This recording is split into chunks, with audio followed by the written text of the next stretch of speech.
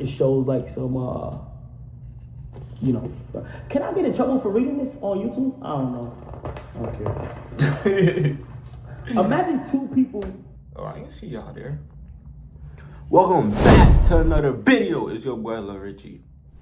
Another day, another dollar. You already know. Alright, we back with another one. I don't know what we're gonna do today. I guess we just gonna watch Kai and see if we can start a closing brand. Y'all like, man, you got your own. Oh, y'all wanna see it? I got y'all, man. I got you, man. I got you, man. So, feel me? The first piece we got right now. The first zip up piece we got right now. Feel me? With the rhinestone. Tell me who's doing this, bro. Tell me who's, bro. You been shining. I got y'all, man.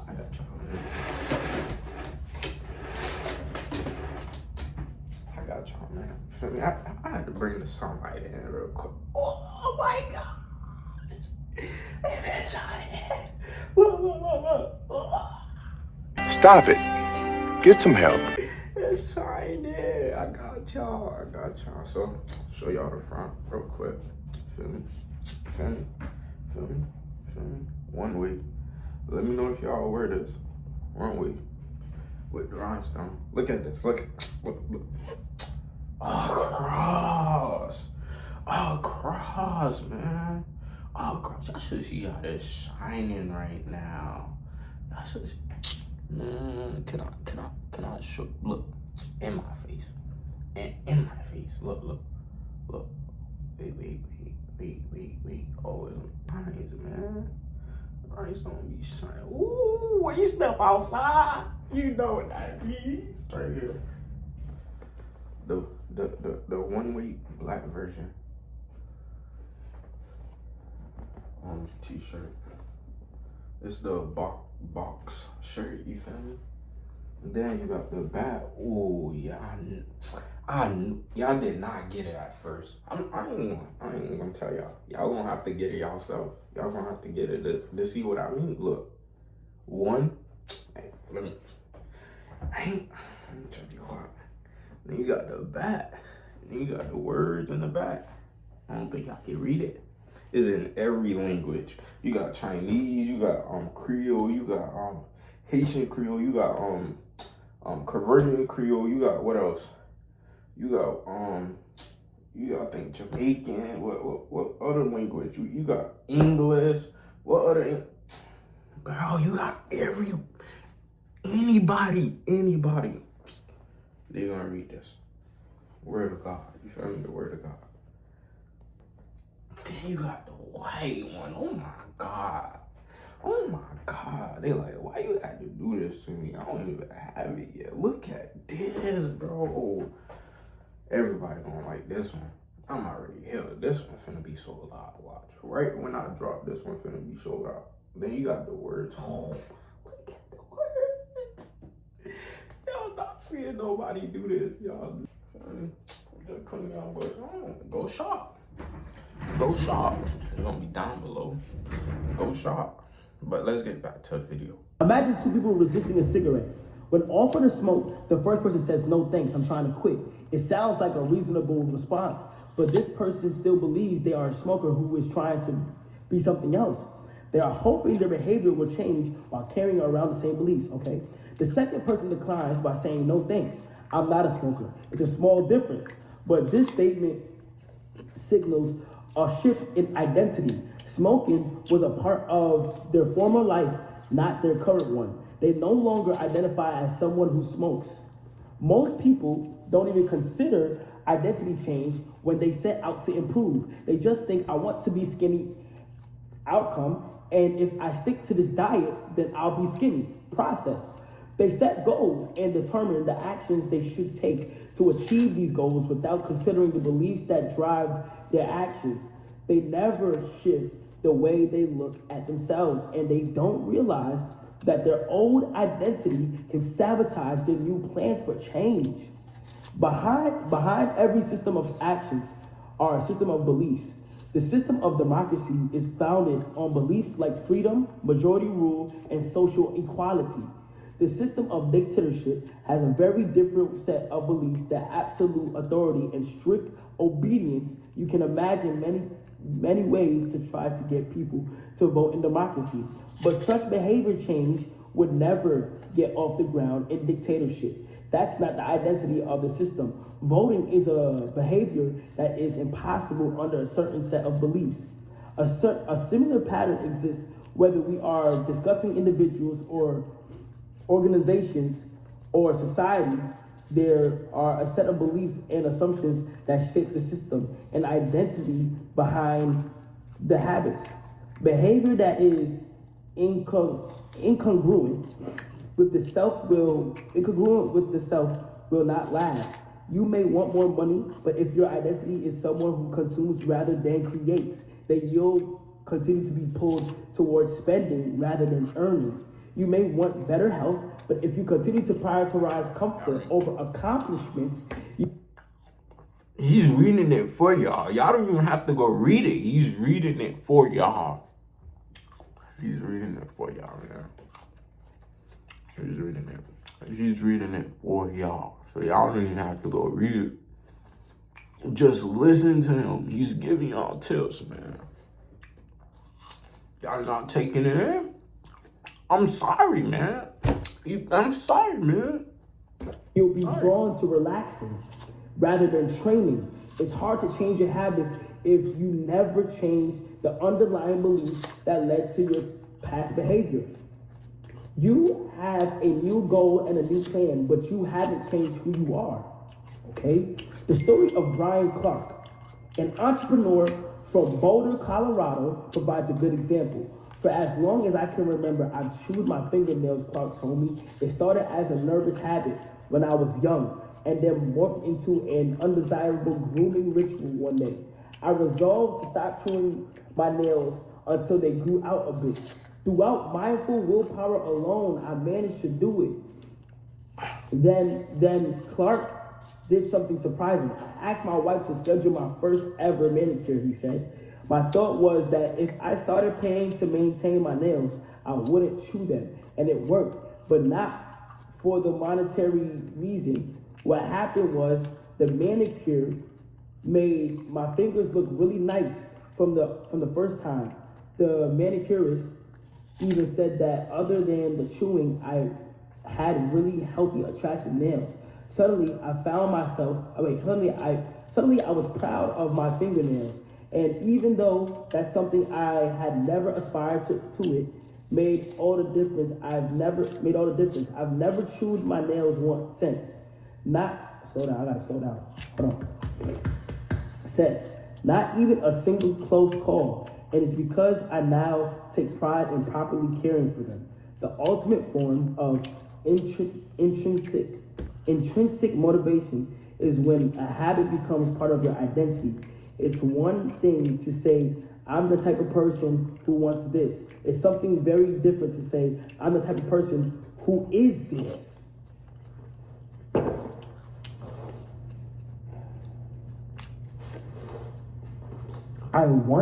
You gotta start saying, I am.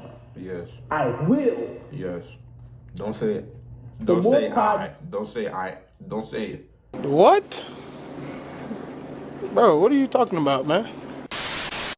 I'm going to. Don't say that. Say I am. Say I. You hear me? Don't. Because now you're downing yourself. You're supposed to lift yourself up. You're supposed to make yourself like you gonna go get it. You feel me? And nobody gonna stop you. You feel me? You have in a particular aspect of your identity, the more motivated you will be. Maintain the habits associated with it. If you're proud of how your hair looks, you'll develop all sorts of habits to care for and maintain it. If you're proud of the size of your biceps, You'll make sure to never skip upper body workout. If you're proud of your scarves you knit, you'll be more likely to spend hours knitting each week. Once you're He's not lying, cause when I was working out, bro, I was getting strong. And I stopped working out, I feel like I'm weak. You feel me? He's not lying. Feel me? You gotta work out to get this right here. To get this right here. You're not just gonna sit around and get this. You gotta work out and get this, bro. I'm being for real with you.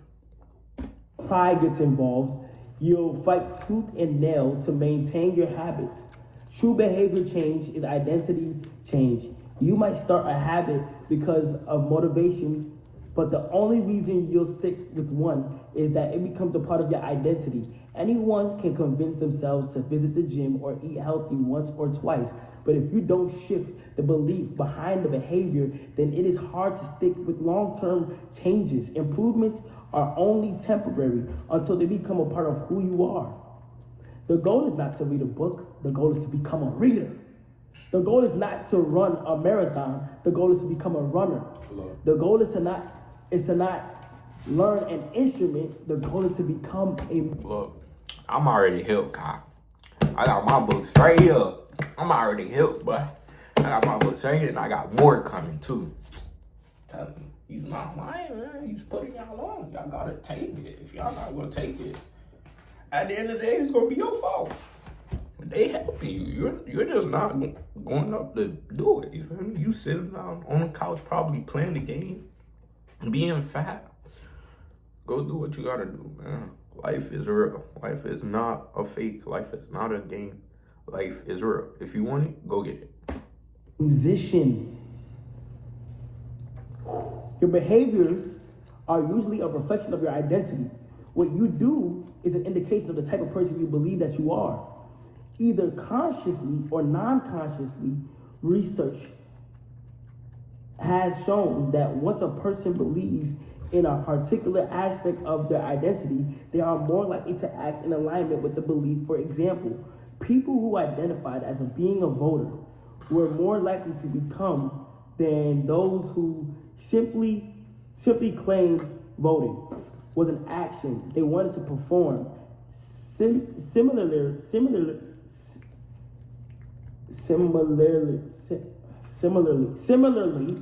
the person who incorporates exercise into their identity doesn't have to convince themselves to train.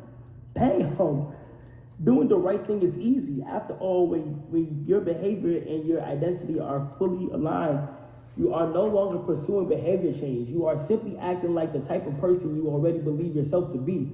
Like all aspects of habit formation, this too is a double-edged sword. When working for you, identity change can be a powerful force for self-improvement. When working against you, though, identity change can be a curse. Once you have adopted an identity, it can be easy to let your elegance to impact, is that elegance? Allegiance? I'm sorry, I don't know that word. Let me search it up. Is that elegance? Elegance. How do I say that word? Allegiance. Allegiance. Said that. Allegiance. Where is it at?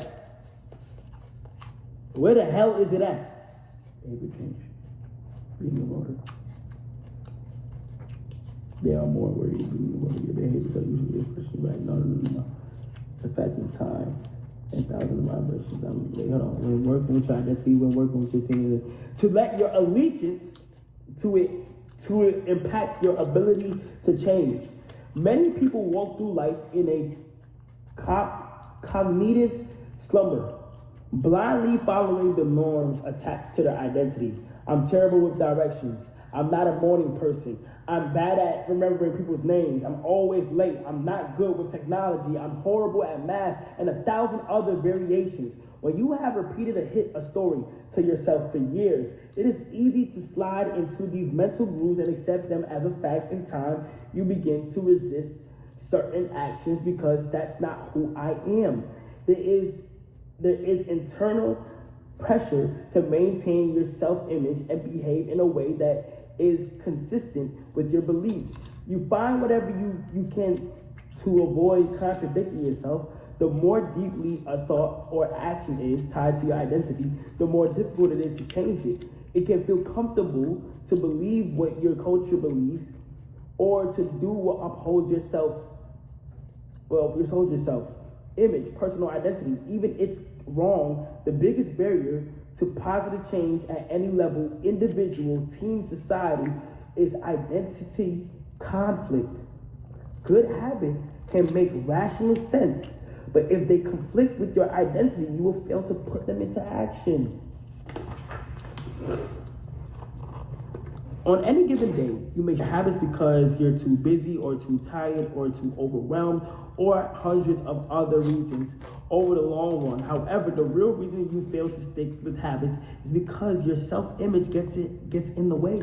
This is why you can't get too attached to one version of your identity. Progress requires unlearning. Becoming the best version of yourself requires to continuously edit your beliefs and to upgrade and expand your identity.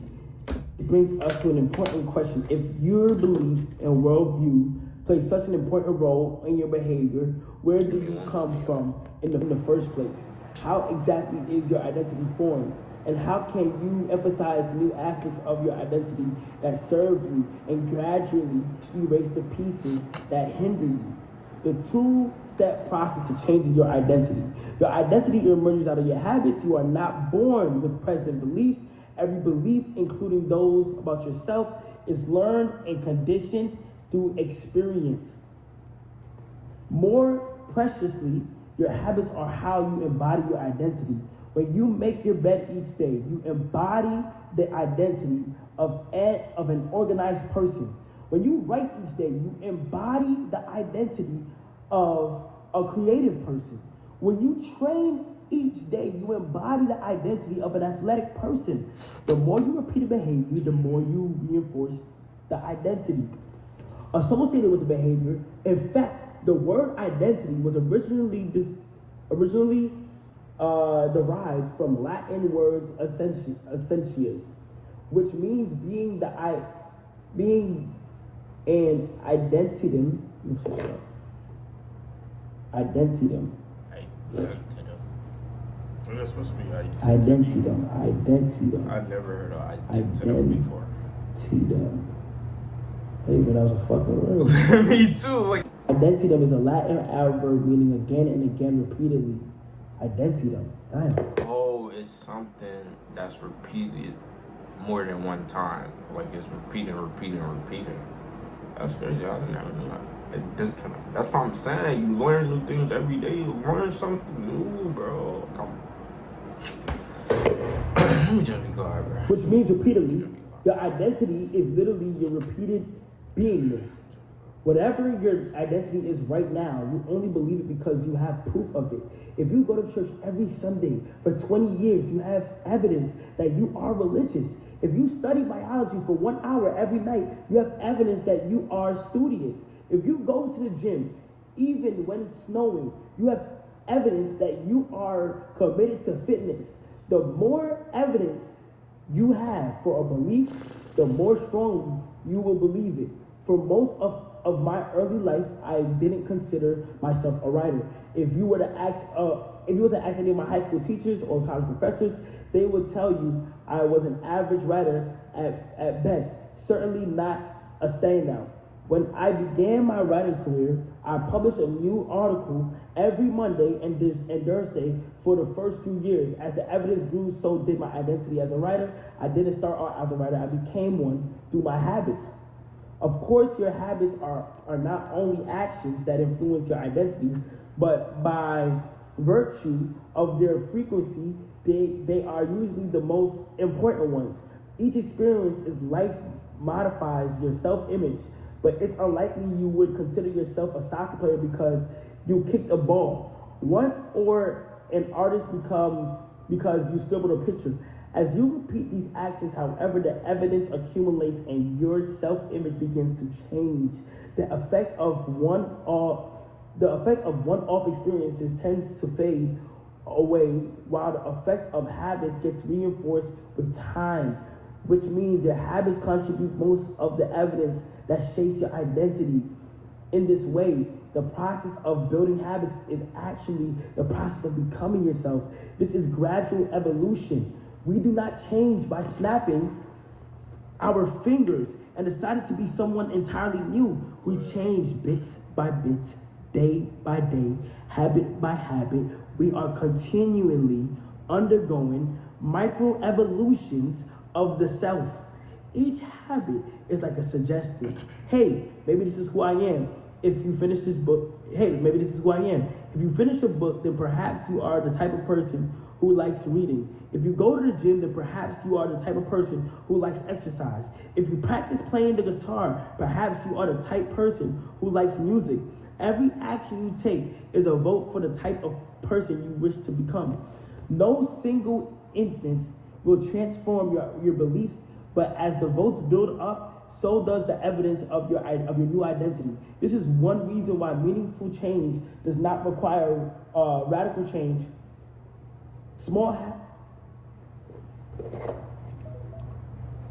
My timer. No, it was getting. My timer just went off. Wait, it went off. Oh, it was getting good. Has been 20 minutes. No. I left off on page 38. I'll pick back up. Reminder, this is ultimately to make sure that I can articulate myself better and talk about situations in a demeanor for people to respect and understand me. See you next time. Yeah. I guess see y'all next time. Damn, if y'all don't do anything, just pray, bro. Just pray. But this is the end of the video. Oh my god, for my shirt. I don't know why I wear this shirt, but it's alright. Plenty better shirt than this. Goodfella is way better than, I don't know what this is, but whatever. I'm gonna get back to y'all to part 2 coming soon. And I mean, I told y'all, another day, another dollar. You feel me? Subscribe, like, and peace out, y'all. I'm laid back chilling in the store and I'm just thinking if these people I got around gon' help me up if I start sinking. I know bro was finna tell because I noticed he was shaking. Done the mag empty.